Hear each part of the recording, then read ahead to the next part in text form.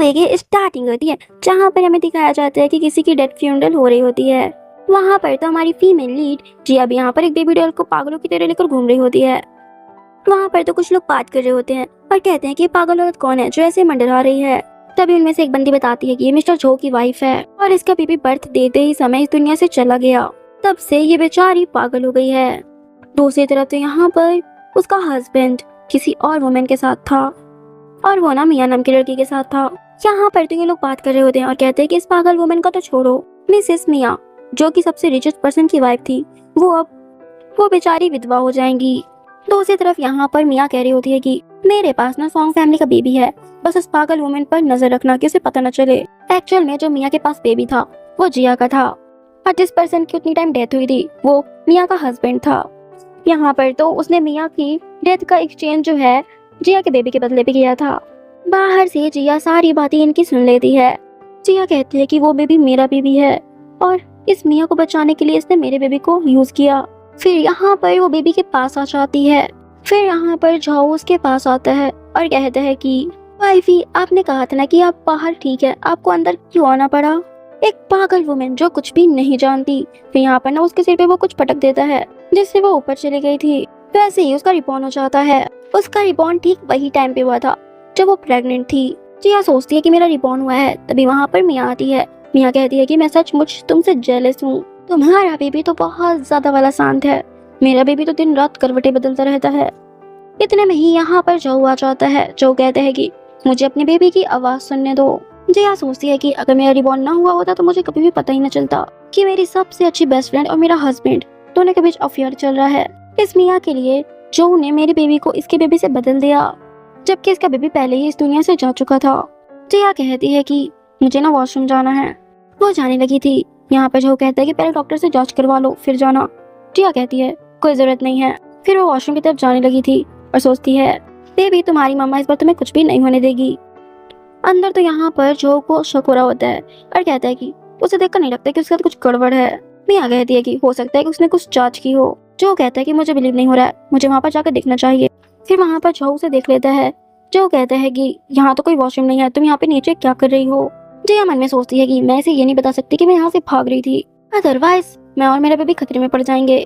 फिर जिया कहती है कि अभी ना मैंने अंदर वॉशरूम में किसी सफाई करने वाली वुमेन को देखा, मैं उसे परेशान नहीं करना चाहती थी।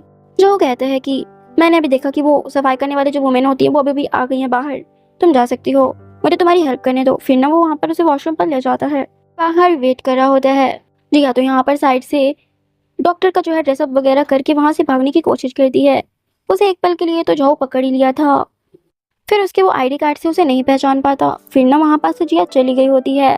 तभी यहाँ पर वो रियल वाइज डॉक्टर से मिलता है, उसे शक हो जाता है। फिर वो नीचे की तरफ भागता है। बेचारी जिया तो यहाँ पर मिया के हाथों पकड़ी जाती है। हम जल्दी बेबी को बर्थ देने वाले हैं, तुम ऐसे समय में कैसे इधर उधर भाग सकती हो। जिया कहती है कि मैं बाहर टहलने जाना चाहती हूँ। मिया कहती है कि तुम अपने बारे में नहीं सोच रही, तुम्हें अपने बेबी के बारे में सोचना चाहिए। फिर वो गार्ड से कहती है किसी ऊपर ले जाइए। फिर गार्ड उसे पकड़कर ऊपर ले जाते हैं। तभी वो चिल्लाती है। तभी उसके बेबी लगता है बाहर आने वाला था। मिया कहती है कि इसे जल्दी इमरजेंसी रूम में ले जाओ। तभी जो कहता है लगता है इसका बेबी बर्थ होने वाला है। यहाँ पर तो मिया भी कहने लगती है कि मेरे भी पेट में पेन हो रहा है।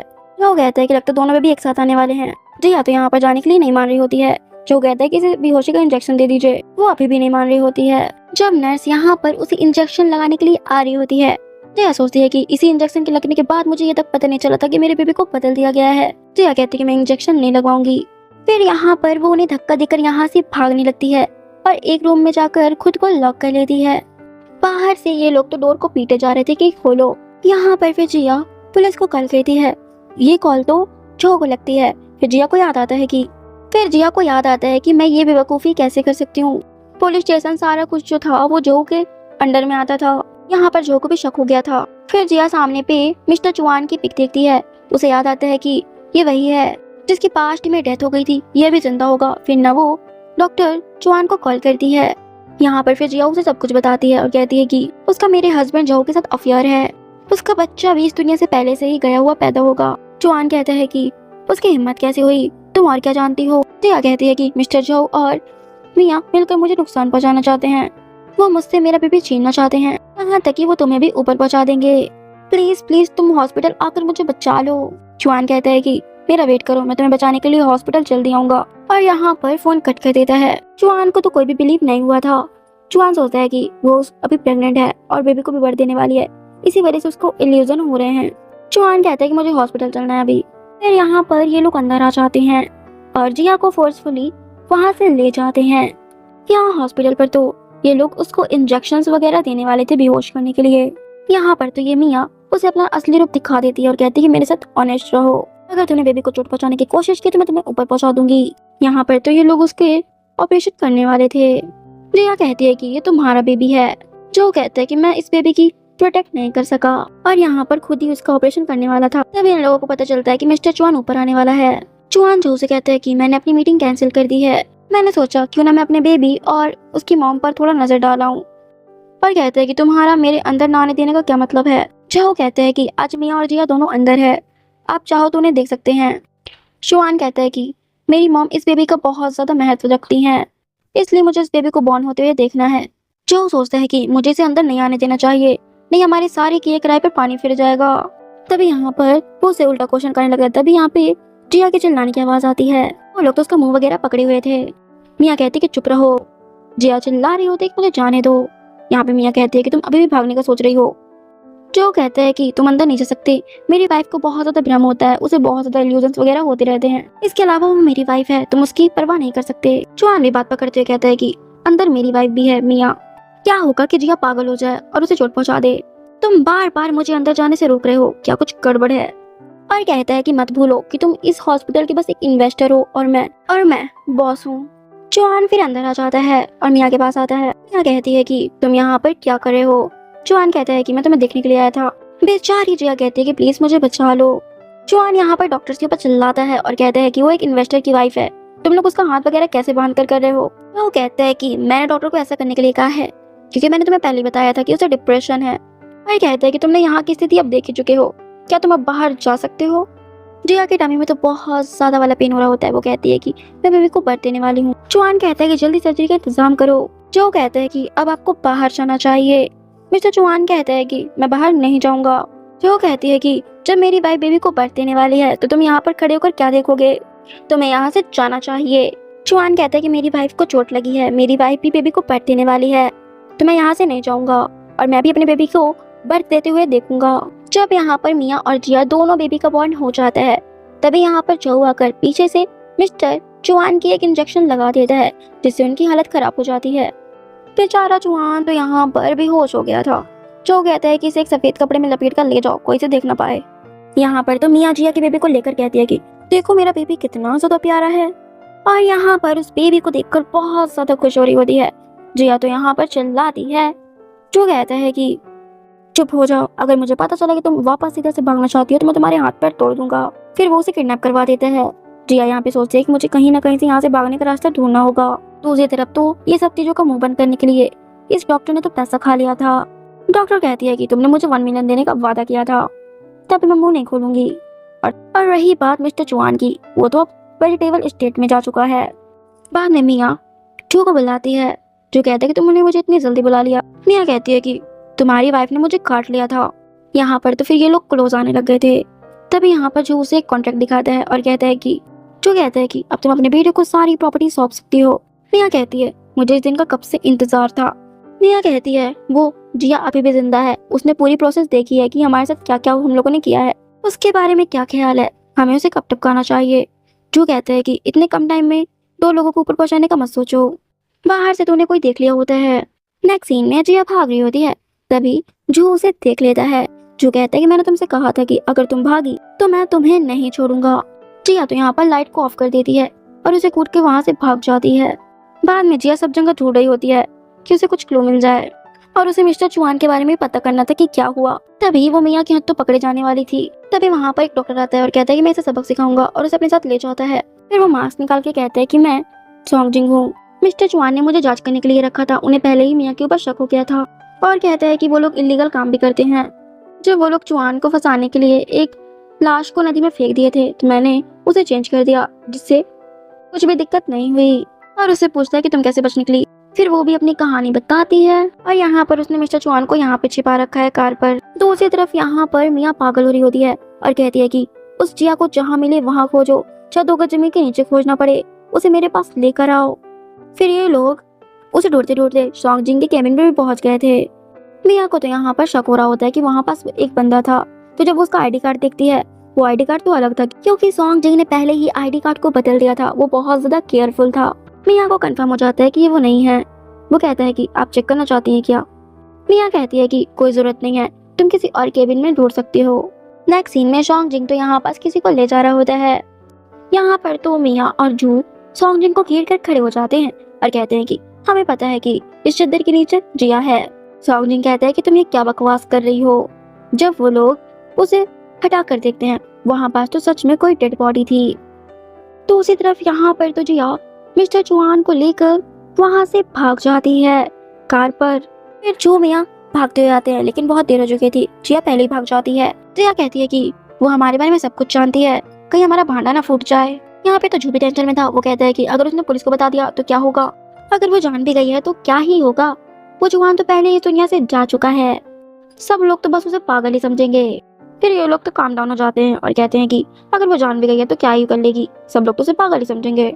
सबसे जरूरी काम, कल बोर्ड मीटिंग रखेंगे और सारी जो भी विरासत है बेटे को सौंप देंगे। तो उसी तरफ तो जिया यहाँ पर मिस्टर चौहान को बड़ी मुश्किल से लेकर आती है।